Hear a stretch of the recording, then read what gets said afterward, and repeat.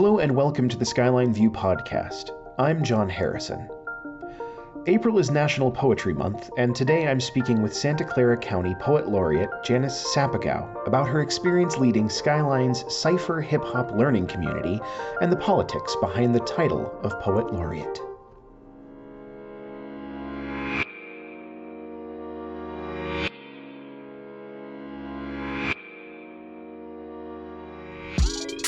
You may not realize it, but you probably have a favorite poem.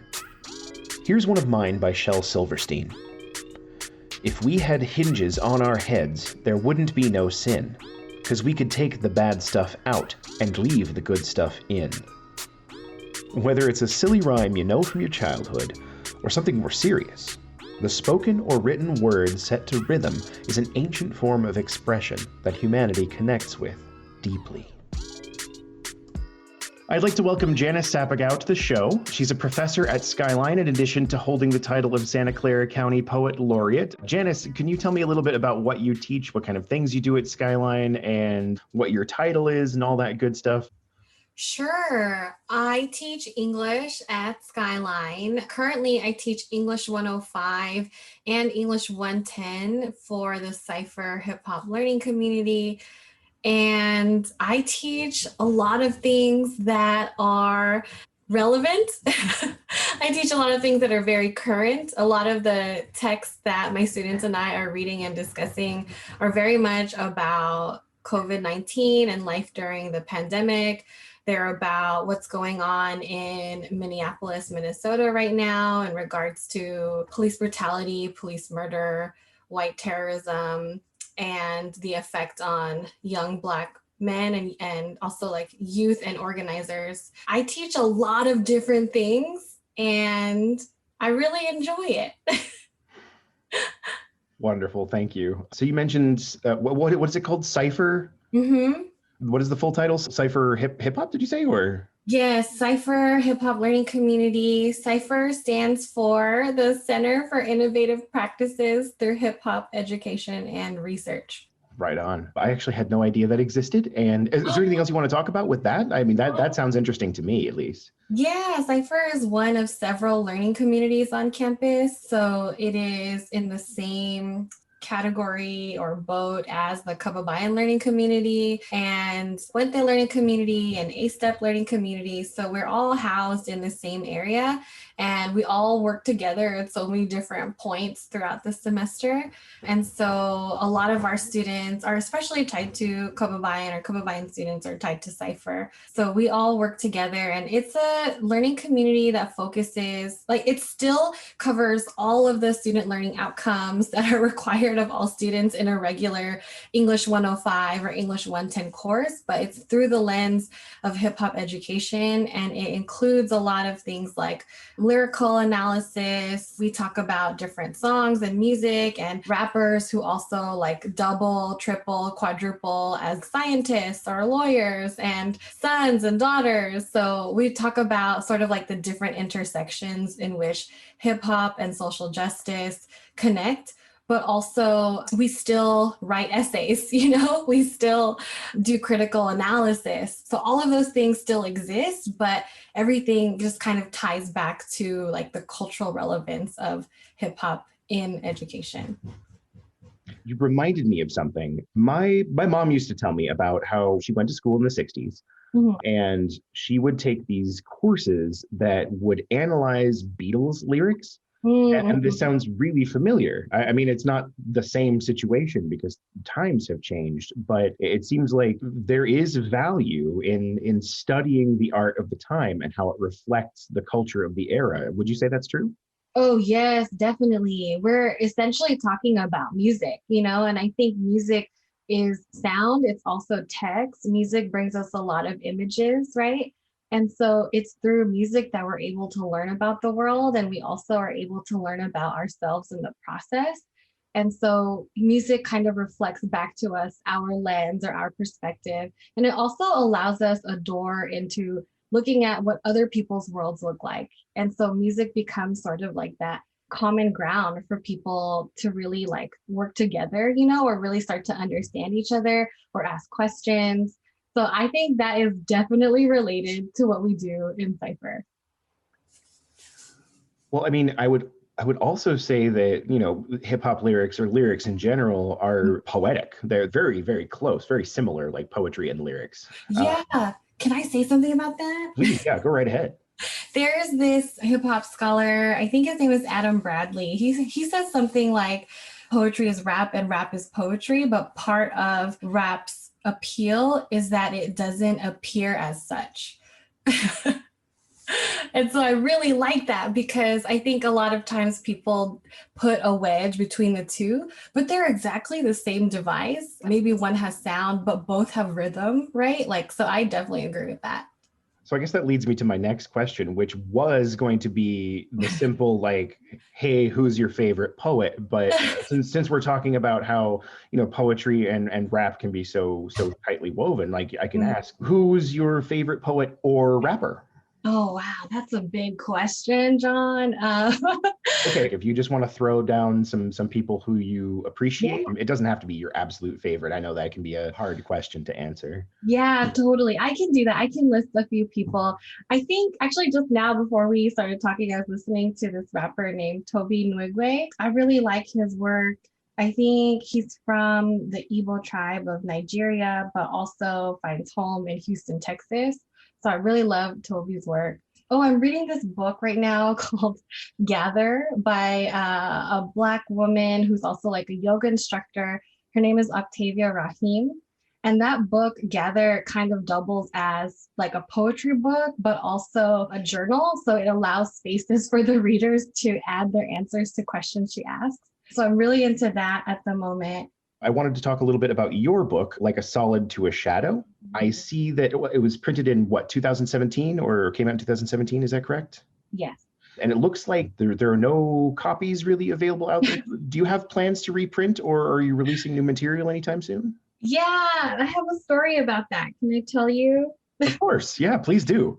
So the first edition of the book, Like a Solid to a Shadow, was published by a very queer and radical press out of Oakland called Timeless Infinite Light.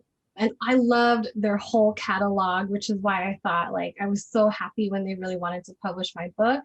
I think since then they have become defunct. And there is another publisher named Nightboat Books. They publish a lot of really excellent poetry collections, and Nightboat picked up the entire Timeless Infinite Light catalog. And so I have been working with one of the editors of Nightboat. And so maybe this is like new news and good news, but the book is going to be reprinted in July under Nightboat Books. So new exclusive news for you, John. Sweet. Thank you. Yeah. I like new news. It's better than old news. I thoroughly agree. Okay, so you are the Santa Clara County Poet Laureate. Mm-hmm. Mm-hmm. It's easy enough to find the definition of what a poet laureate is, an honorary position that a poet holds, title granted by the government, etc. Would you let the listeners in on what that title means for you and what a day in the life of a poet laureate is like? Yeah. Oh, wow. Okay.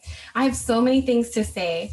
The first thing I want to say is that I became the poet laureate while I was sitting in my car in a parking lot of a hospital. I received a call after I had done an interview, and I was with my mom.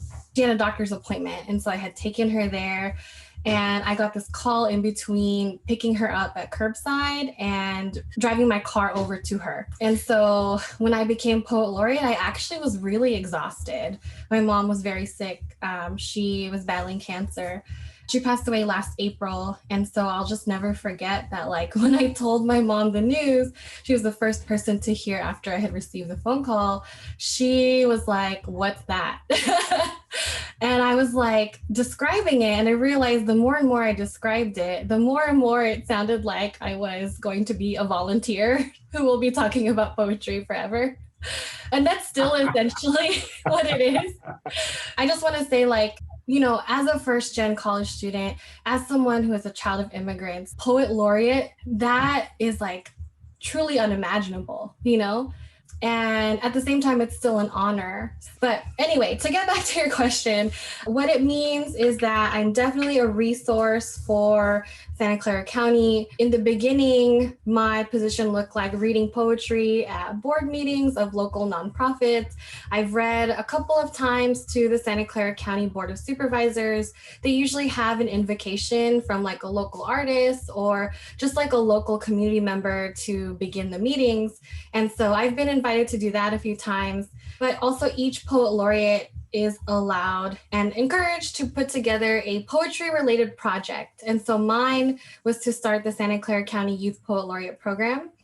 And it is flourishing. I just want to say that, like, it's a year later, almost a year later, or a little over a year later. And the program is finally like kind of exactly where I've always wanted it to be, but it came after like a lot of work. I have worked with a lot of teachers and librarians and students and their parents, right? And also young adults who are not eligible to be a youth poet laureate because there is an age requirement. It's from ages 13 to 18. But I've worked with so many people in an online capacity because so much of my laureateship has been online, like everyone else. But I really still feel like I have been where my community is, which is online. So every day looks a little different. It is more politics than poetry, in my opinion. And I've had some like roadblocks that have come up, but I also have found ways to kind of like navigate them. So it's a lot more politics than poetry, John. Yeah, I had a feeling anytime, a government title is involved, there tends to be some politics attached, correct? Yes. Yeah. Oh, I have so much to say about that, but yes, we'll stay with yes. Okay. All right. Hey, I mean, if there's anything you want to talk about, any stories you want to talk about involved with the politics of being poet laureate, I'm all ears. I'm sure there are too, but that's up to you. Yeah, I think I want to bring up some things that maybe people are not aware of, right? Like the thing that I've realized is that there actually isn't a lot of support. And I don't mean that to say that no one is supporting me. I don't think that's the case, right? My concern is that this position needs more help. It needs like people power. And like, for example, Santa Clara County is 27% Latinx families, students, right? Like Latinx for sure. And that has also been my experience growing up in the county. And so I learned that a lot of county materials are not translated into Spanish, right? Which is a huge problem in terms of access. And I have asked those questions, like why aren't there more Latinx students in these writing workshops? Why aren't they available in Spanish? How is the outreach done to get more students into these free literacy resources? But I have been told that especially during the pandemic, it's just not possible, right? Which to me is a huge injustice. It explains why, those students are not in those seats because the information is not there and it's not available in their communities or their neighborhoods. So that has been like one example of like politics over poetry, like we can't even get to the Zoom room to talk about poems because we haven't reached out, And so I really tried to make it my goal. I always think of a lot of things in terms of power dynamics. And I think that because the poet laureate title carries a lot of weight, I have used it to say, like, I'm going to reach out instead of waiting for people to reach out to me. I believe in flipping those power dynamics so that more things can get done, so that more doors can open, so that more people could walk right through. Many thanks to Janice Sapigao for taking the time to give us a glimpse of her reality. She'll be hosting a reading by the Santa Clara County Youth Poet Laureate finalists on April 20th, and will be announcing the winner on May 1st. More information about all of that can be found at sccyouth.laureate.com. And as always, we encourage you to visit the skylineview.com to stay up to date on campus news and events. Until next time.